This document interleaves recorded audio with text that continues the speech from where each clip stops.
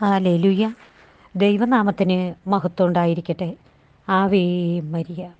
പ്രിയമുള്ളവരെ, ഇത്രമാത്രം ഞാൻ പ്രാർത്ഥിച്ചിട്ടും ദൈവത്തോട് ഇത്ര ഒട്ടി നിന്നിട്ടും എൻ്റെ ദൈവം എൻ്റെ പ്രതിസന്ധികളിൽ നിന്നും വേദനകളിൽ നിന്നും എന്നെ ഒന്നും മോചിപ്പിക്കാൻ വന്നു പോലുമില്ലല്ലോ. ഇങ്ങനെ ചിന്തിക്കുന്ന അനേക മക്കളില്ലേ? ചേച്ചിയും അങ്ങനെ ചിന്തിച്ചു. Praise the Lord. അപ്പം ഞാൻ ഇങ്ങനെയുള്ളൊരു മേഖലയിലൂടെ കടന്നു പോയപ്പോൾ സഹിക്കാൻ പറ്റാതെ 7 മാസമായിട്ട് വേദന തിന്നാണ്. ഇനി നമ്മൾ ചികിത്സിക്കാതെയോ ഡോക്ടറെ കാണാതെയോ ഒന്നുമല്ല. ഇനി അവസാനം വല്ല ഓപ്പറേഷനോ അല്ല. അപ്പോഴും ഞാൻ കർത്താവിനോട് പറയും, കർത്താവ് എൻ്റെ മേലൊരു കത്തി വെക്കരുത് കേട്ടോ എന്ന്. അപ്പോൾ എന്നാൽ ഇന്ന് ചേച്ചിക്ക് പറയാനുള്ളത് എൻ്റെ കുട്ടികൾ കേൾക്കുക. ഇനി ഞാൻ ഈ വേദനയെക്കുറിച്ച് നിങ്ങളോട് പറയുന്നില്ല. വേദന മാറുമ്പോൾ പറയാം. മാറിയിട്ടോ ഞാൻ പൂർണ്ണ സൗഖ്യമായി എന്ന് അപ്പം ഞാൻ പറയാം. അതുവരെ ചേച്ചി ഇത് സഹിച്ചുകൊണ്ട്, എനിക്കിതിപ്പോൾ സഹിക്കാൻ ദൈവം ഈ അവസരം തന്നത് നിങ്ങളെപ്പോലുള്ളവർക്ക് ഇത് പറഞ്ഞു തരാൻ വേണ്ടിയാണെന്ന് ഞാൻ മനസ്സിലാക്കുന്നു. ഇങ്ങനെ നമ്മൾ ചോദിക്കുന്ന ചില കാര്യങ്ങൾ കിട്ടാതെ നിരാശയിലൂടെ കടന്നുപോയ മക്കൾക്കാണ് ഈ ബൈബിൾ കർത്താവ് നമ്മുടെ മുൻപിൽ വെച്ചിരിക്കുന്നത്. ഈ ബൈബിളിലെ വിശ്വാസത്തിൻ്റെ നാഥൻ എന്ന് പറഞ്ഞുകൊണ്ട് പൂർവ്വപിതാവായ അബ്രാഹത്തെയാണ് നമ്മുടെ മുൻപിൽ കാണിച്ചു തരുന്നത്. ആ അബ്രാഹത്തിന് ഒരു കുഞ്ഞുങ്ങളില്ല. എൻ്റെ മക്കൾ മനസ്സിലാക്കുക അത്. എന്നിട്ട് അബ്രാഹം പ്രാർത്ഥിക്കുക തന്നെ. പ്രാർത്ഥിച്ച് കർത്താവിനോട് വിശ്വസ്തനായിട്ട് അവൻ്റെ ദേശം, അവൻ്റെ ബന്ധുമിത്രാദികൾ അവരെല്ലാം വിട്ട് മറ്റൊരു ദേശത്തേക്ക് പോയവനായിരുന്നു അബ്രാഹം. എന്നിട്ട് അവിടെ ചെന്ന് കഴിഞ്ഞിട്ട് കർത്താവ് പറയാം, ഞാൻ തരാം ആ തരാം തന്നെ. കുട്ടികളെ കിട്ടിയില്ല. ഏറ്റവും അവസാനം അബ്രാഹം പറയുന്നൊരു വാക്കാണ് റോമാക്കാർക്ക് എഴുതിയ ലേഖനം 4:19 ഈ വചനം എപ്പോഴും നിങ്ങളുടെ ഹൃദയത്തിൽ കൽപ്പലകളിൽ കല്ലിൽ കൊത്തിവെച്ച പോലെ എൻ്റെ മക്കളെ ഈ വചനങ്ങൾ കൊത്തിവെക്കി.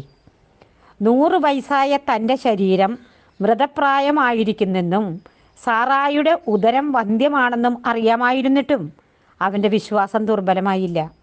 വിശ്വാസമില്ലാത്തവനെ പോലെ ദൈവത്തിൻ്റെ വാഗ്ദാനത്തിനെതിരായിട്ട് അവൻ ചിന്തിച്ചില്ല. ദൈവത്തിൻ്റെ വാഗ്ദാനത്തിന് എതിരായിട്ട് അവൻ ചിന്തിച്ചില്ല. മറിച്ച് ദൈവത്തെ മഹത്വപ്പെടുത്തിക്കൊണ്ട് അവൻ വിശ്വാസത്താൽ ശക്തി പ്രാപിച്ചു. വാഗ്ദാനം നിറവേറ്റാൻ കഴിയുമെന്ന്, ദൈവത്തിന് കഴിയുമെന്ന് അവന് പൂർണ്ണ ബോധ്യമുണ്ടായിരുന്നു. Praise the Lord. ആ വചനം എൻ്റെ മക്കളൊന്ന് കാണാതെ പഠിക്കുക. എന്താ പറഞ്ഞതിൻ്റെ അർത്ഥം? എനിക്ക് 100 വയസ്സായി, എൻ്റെ ഭാര്യയുടെ അവൾ വന്ധ്യയായി, ഇത് അവളുടെ ആർത്തമ ഒക്കെ വിരാമമായി. എന്നിട്ടും കർത്താവ് എനിക്ക് മക്കളെ തരാമെന്നാണ് കർത്താവിൻ്റെ വാഗ്ദാനം. ബൈബിളിൽ ഈ പറഞ്ഞിരിക്കുന്നത് മുഴുവനും വാഗ്ദാനമാണ്. നിൻ്റെ ശത്രുവിൻ്റെ അധപതനം നിൻ്റെ കണ്ണുകൾ കൊണ്ട് നീ കാണും. ഞാൻ നിൻ്റെ കൂടെയുണ്ട്. നിന്നെക്കുറിച്ച് എനിക്കൊരു പദ്ധതിയുണ്ട്. അത് നിൻ്റെ നാശത്തിനല്ല. ഇതൊക്കെ ദൈവം നമ്മളോട് പറഞ്ഞിട്ടുള്ളതാണ്. ഏറ്റവും വലുതായിട്ട് കർത്താവ് പറയുന്നത് ഞാൻ നിന്നെ സുഖപ്പെടുത്തുന്ന കർത്താവാണെന്ന്. അവനേറ്റ അടിപ്പിണരുകളാൽ നിങ്ങൾക്ക് സൗഖ്യം വന്നിരിക്കുന്നു എന്ന്. എന്നിട്ട് എന്തുകൊണ്ട് ഇങ്ങനെ നമുക്ക് ചിന്തിക്കാമല്ലേ? ചേച്ചിയും ചിന്തിക്കാറുണ്ട് ചില നേരത്ത്. മനുഷ്യനല്ലേ, ചില നേരത്ത് ചിന്തിക്കും. ഉടനെ ഞാൻ ബൈബിൾ അങ്ങോട്ട് എടുക്കും. അപ്പം ഞാൻ വിചാരിക്കും, എന്താ പറയുക, എത്രയോ വർഷം മുന്നമേ കർത്താവിനെ കണ്ടു കഴിഞ്ഞ ഉടനെ തന്നെ കർത്താവ് ഈ ബൈബിളാണ് എൻ്റെ മുമ്പിൽ നിവർത്തി വെച്ചത്. പിതാവായ ദൈവം സിംഹാസനത്തിൽ നിന്ന് ഇരുന്നു കൊണ്ട് എന്നോട് സംസാരിച്ചു. എന്താണ് പറഞ്ഞത്? മോളെ എടുക്ക് ഏശയ്യ 30:19. ഒരു ദിവസം എൻ്റെ ചെവിയിൽ വന്ന് പറയുകയാണ്. അപ്പം അതിലെന്താ പറയണത്? നിൻ്റെ വിലാപസ്വരം കേട്ട് കർത്താവ് നിന്നോട് കരുണ കാണിക്കും. അത് കേട്ട് കർത്താവ് നിനക്ക് ഉത്തരം വരണം. ചിലപ്പോൾ 10 കൊല്ലമൊക്കെ കാത്തിരിക്കേണ്ടി വന്നേക്കാം, ചിലപ്പോൾ 2 കൊല്ലം കാത്തിരിക്കേണ്ടി വന്നേക്കാം, ഈ 1 കൊല്ലം ചിലപ്പോൾ ഞാൻ ഈ വേദന സഹിക്കേണ്ടി വന്നേക്കാം. Praise the Lord. അപ്പോൾ കർത്താവ് ഒരു വാഗ്ദാനം നമ്മോട് പറഞ്ഞിട്ടുണ്ട്. എന്നിട്ട് അവസാനം കർത്താവ് പറയണ, അത് കേട്ട് നിൻ്റെ വെള്ളി പൊതിഞ്ഞ കൊത്തു വിഗ്രഹങ്ങളെയും സ്വർണം പൂശിയ വാർപ്പ് വിഗ്രഹങ്ങളെയും നീ നിന്ദിക്കും. മലിന വസ്തുക്കളെ എന്ന പോലെ ദൂരെ പോകുവിൻ എന്ന് പറഞ്ഞ് നീ അവയെ എറിഞ്ഞു കളയുന്നു. അപ്പോൾ ഞാൻ എനിക്കിതൊക്കെ തരാമെന്ന്. മലിന വസ്തുക്കളെ എന്ന പോലെ ദൂരെ പോകുവിൻ എന്ന് പറഞ്ഞ് നീ അവയെ, നീ ഇത്രയും കാലം ആരാധിച്ച് നടന്നതിന് നീ എറിഞ്ഞു കളയുന്നു. Praise the Lord. ഒരു നിമിഷ നേരം നമ്മളും പകയ്ക്കുന്നു. ആ നിന്നിരുന്നിടത്ത് നിന്നാൽ മതിയായിരുന്നോ? ഹൃദയത്തിൽ കർത്താവുണ്ട്, അതവിടെ വെച്ചാൽ മതിയായിരുന്നോ? ഇന്ന് നാടും വീടും ദേശവും എല്ലാം ഒറ്റപ്പെടുത്തി മുൻപോട്ട് കയറി പോന്നിട്ട് എന്ന് ചില നേരത്തൊക്കെ തോന്നലുണ്ട് നമ്മുടെയൊക്കെ മനസ്സിൽ. പക്ഷെ അവിടെ എൻ്റെ മക്കളോട് എനിക്ക് പറയാനൊരു കാര്യമാണ് ഞാൻ പറയണത്. ഈ അബ്രാഹത്തിന് ഒരു കുഞ്ഞിനെ കൊടുക്കുകയാണ്. അതിനിടയ്ക്ക് ഒരു ഹാഗാറിനെ കൊണ്ടുവന്ന് കൊടുത്തു. അവളെയും കൂടി പറഞ്ഞു വിട്ടു. അതിലൊരു കുഞ്ഞുണ്ടായി. ഒന്ന് ആലോചിച്ച് നോക്കൂ. ആകെ കുഴഞ്ഞു മറിഞ്ഞ പോലത്തെ ഒരു ജീവിതം. എന്നിട്ട് വീണ്ടും ആ സാറ എന്ന് പറയുന്ന കിഴവിയോടൊത്ത് ജീവിക്കാൻ കർത്താവ് പറയാണ്. ആ സുന്ദരിയായ ചെറുപ്പക്കാരി പെൺകുട്ടിനെ പറഞ്ഞു വിട്ടു. അവളിൽ നിന്ന് ജനിച്ച മകനെയും പറഞ്ഞു വിട്ടു. മരണം വരെ അബ്രാഹം സന്തോഷിച്ച് കാണുമോ? ഇല്ല. എന്നാൽ ഇന്ന് അബ്രാഹത്തിൻ്റെ മടിയിൽ നിന്ന് കൂടിയാണ് പറയുന്നത്. പിതാവിൻ്റെ അടുത്തിരിക്കുകയാണ് അബ്രാഹം. അതെൻ്റെ മക്കൾ മനസ്സിലാക്കുക. നിനക്ക് അവസാനം ലഭിക്കുന്ന നീതീകരണമാണ്, നിത്യജീവനാണ്. ഇതിനു വേണ്ടി നിങ്ങൾ ശ്രമിക്കുക. നമ്മുടെ പാപങ്ങൾ, നമ്മൾ അറിയാത്ത എന്തെങ്കിലുമൊക്കെ പാപങ്ങൾ കഴുകുകയായിരിക്കാം കർത്താവ്. അല്ലെങ്കിൽ നമ്മുടെ ഈ പാപങ്ങൾ ശുദ്ധീകരണ സ്ഥലത്തിലെ ആത്മാക്കൾക്ക് വേണ്ടി നമുക്ക് കാഴ്ചവെക്കാം നമ്മുടെ ഈ സകലങ്ങൾ. Praise the Lord. 2-3 കാര്യങ്ങൾ കൂടി ചേച്ചി പറയാണ്. അതായത് നമ്മൾ ഏലിയ പ്രവാചകനെ കാണുന്നുണ്ട്. ഈ ഏലിയ എന്താ പറയുക, കരീത്ത് താഴ്വരയുടെ ഓരത്ത് പോയിരിക്കാൻ. അവിടെ ആ താഴ്വരയിൽ നിന്ന് വെള്ളം പോയിക്കൊണ്ടിരിക്കുന്നുണ്ട്. ആ വെള്ളം നീ കുടിച്ചോ, കാക്ക നിനക്ക് അപ്പവും കൊണ്ടിരുന്നു. ഇതൊക്കെ എല്ലാവർക്കും അറിയുന്നതാണ്. പക്ഷേ സഹനങ്ങൾ വരുമ്പോൾ ഇതൊക്കെ ഒന്നും കൂടെ ഓർക്കുക. ബൈബിളിൽ അത്തരം വ്യക്തികളെയാണ് ദൈവം കാണിച്ചു തന്നിരിക്കുന്നത്. അതായത് നീ കർത്താവിലാണെങ്കിൽ ഈ വഴിയിലൂടെയൊക്കെ പോകേണ്ടി വരും എന്നാണ് ദൈവം നമ്മോട് സംസാരിക്കുന്നത്. ഏറ്റവും വലുതായിട്ട് പറയാണ്, നീ അവനിൽ നടക്കുന്നുവെന്ന് പറയുന്നുവെങ്കിൽ അവൻ നടന്ന വഴിയിലൂടെ.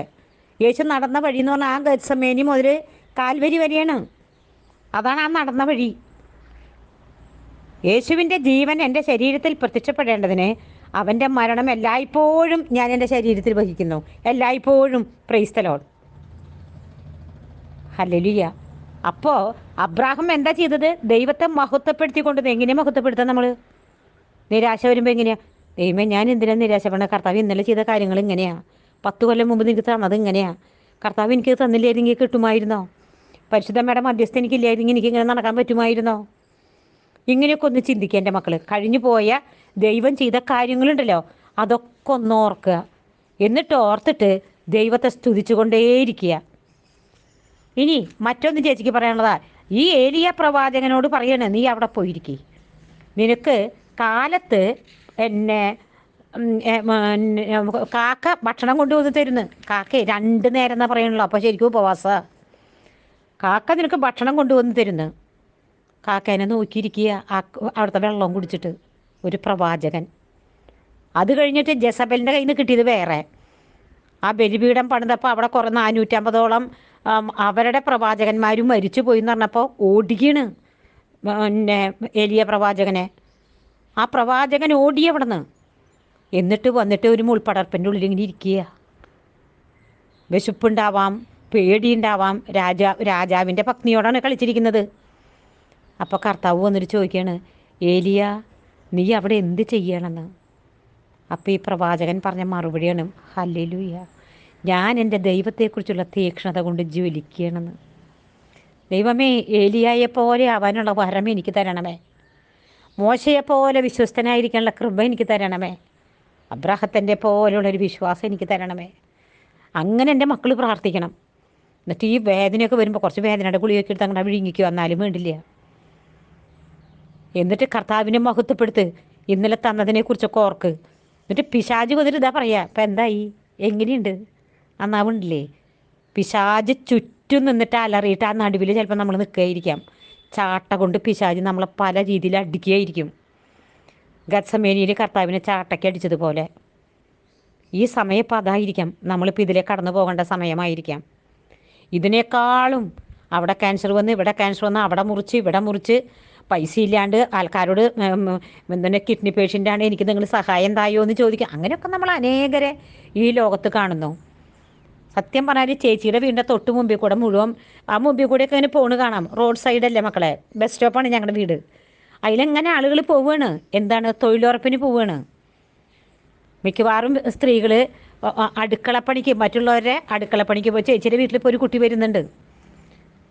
ഇന്നലെ അവൾ വരുമ്പോൾ അവൾക്ക് എഴുന്നേറ്റ് നിൽക്കാൻ വയ്യ. ശ്വാസം മുട്ടും പനിയൊക്കെ ഉണ്ട് അവൾക്ക്. ഭയങ്കര ഷുഗർ പേഷ്യൻ്റാണ്. വന്ന് കയറിയതും അവൾ പനിക്കണു, തുമ്മണു, ചുമക്കണു കണ്ടപ്പോൾ ഞാൻ പറഞ്ഞു, അയ്യോ എൻ്റെ മോളെ, ചേച്ചി മാസ്ക് വെക്കട്ടെ എന്ന്. ചേച്ചി ഓടിപ്പോയി മാസ്ക് വെച്ചു. അവൾ പറഞ്ഞാൽ, ചേച്ചി ഞാൻ പുറകിൽ നിൽക്കാം, അവിടെ നിൽക്കാം, ചേച്ചി വേഗം മാസ്കൊക്കെ വെച്ചോളെ. പാവം. ഞാൻ വേഗം അവൾക്ക് ചായയൊക്കെ കൊടുക്കാൻ വേണ്ടി പറയും, ഇനി എൻ്റെ കാല് വൈകിട്ട് എനിക്ക് ഒരടി നടക്കാൻ വയ്യ, എന്നാൽ ചേച്ചി ഇരിക്കും, ഞാൻ പോയിട്ട് ചായ വെച്ചോളാന്ന്. അങ്ങനെ ഒരു കുട്ടീനെയും കൂടി ദൈവം നമ്മുടെ ജീവിതത്തിലേക്ക് കൊണ്ടുവന്ന് തന്നിരിക്കുക. അങ്ങനെ സ്നേഹമുള്ള ദൈവം വേണ്ട സമയത്ത് വേണ്ട പോലെ കരുതിക്കൊള്ളും. പക്ഷെ ഇപ്പോൾ ഈ വേദനയിലൂടെ നമ്മൾ ഓരോരുത്തരും കടന്നു പോകണമെന്ന് ദൈവനിശ്ചയമാണെന്ന് നിങ്ങൾ മനസ്സിലാക്കുക. അതിന് വലിയ പ്രതിഫലവും തരും ദൈവം. ഇപ്പം ഇന്ന് നമ്മുടെ ഗ്രൂപ്പിലുള്ളൊരു കുട്ടി, ഞാൻ അവരുടെ പേരൊന്നും പറയുന്നില്ല, അത് വലിയ പുലിവാലുണ്ടാക്കും. അവർ വിവാഹം കഴിച്ചു, പക്ഷേ ആ കുട്ടി ഹൈ എഡ്യൂക്കേഷൻ എന്ന് വെച്ചാൽ ഡോക്ടറാണ് അവൾ. അവൻ വിവാഹം കഴിച്ചു, കൊണ്ടുപോയി പുറം രാജ്യത്തേക്ക്. അവനെന്നും ഇവളുമായിട്ട് വഴക്കായിരുന്നു അത്ര, എപ്പോഴും വഴക്കിടുക അവൻ. എന്താ കാര്യമെന്ന് ഇവർക്ക് അറിയില്ലായിരുന്നു. ആ കുട്ടി അതിൻ്റെ വീട്ടിലേക്ക് വിളിച്ച് പറയും. ഇവരെപ്പോഴും നമ്മുടെ ഗ്രൂപ്പിലുള്ളത് കൊണ്ട് നമ്മളെ വിളിച്ച് പറയാണ്. ഞാൻ അവർക്ക് വേണ്ടി ഒരുപാട് പ്രാർത്ഥിച്ചു, അവരോട് ഞാൻ ഇങ്ങനെ ചെയ്യുക അങ്ങനെ ചെയ്യുക അങ്ങനെയൊക്കെ ഓരോന്ന് പറഞ്ഞു കൊടുത്തു. അവസാനം ഞാൻ പറഞ്ഞു, ഈസ്റ്റർ അല്ലേ മക്കളെ, നിങ്ങളൊരു കാര്യം ചെയ്യേ, അവൻ്റെ വീട്ടിൽ കൊണ്ടാക്കി കൊടുക്കാൻ. അവൻ വിളിക്കുന്നില്ലേ ചേച്ചി, ഞങ്ങൾ എങ്ങനെ അവിടെ ആക്കി കൊടുക്കുന്നു ഇവരെ എന്നോട് ചോദിക്കുന്നുണ്ട്. ഞാനല്ലേ നിങ്ങളോട് പറയണത് അവിടെ കൊണ്ടാക്കി കൊടുക്കുന്നൊക്കെ. എനിക്കതല്ലേ പറയാൻ പറ്റുള്ളൂ മക്കളെ. എന്ത് വേണ്ടു, ഈ പാവങ്ങളെ എന്നെ അനുസരിച്ചു അവിടെ കൊണ്ടാക്കി കൊടുക്കുകയൊക്കെ ചെയ്തു. അവസാനം അവൻ 2 ദിവസം മുമ്പ് വന്നിരിക്കുക നാട്ടിലേക്ക്.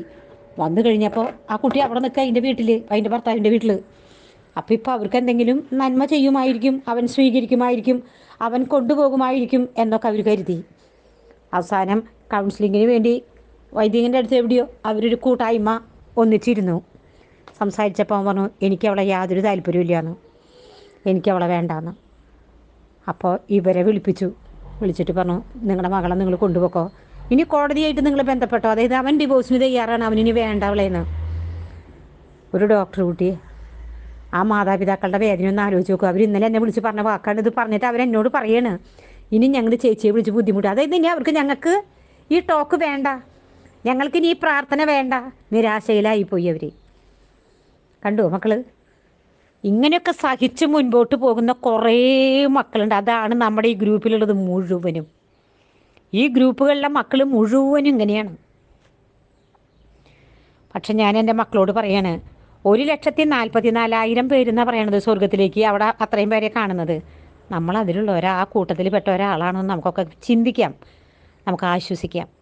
അതുകൊണ്ട് ഞാൻ എൻ്റെ മക്കളോട് പറയാണ്, നമ്മുടെ എന്താ പറയുക, പിന്നെ പിശാച് നമ്മെ ബന്ധിക്കുമ്പോൾ നമ്മൾ ഈ ദാനിയേൽ സിംഹക്കുഴിയിൽ കിടന്നതും, ദാവീദ് ഓടി ഓടി നടന്നതും, മക്കളാൽ ഒറ്റപ്പെട്ടതും അതൊക്കെ അങ്ങോട്ട് ചിന്തിക്കുക.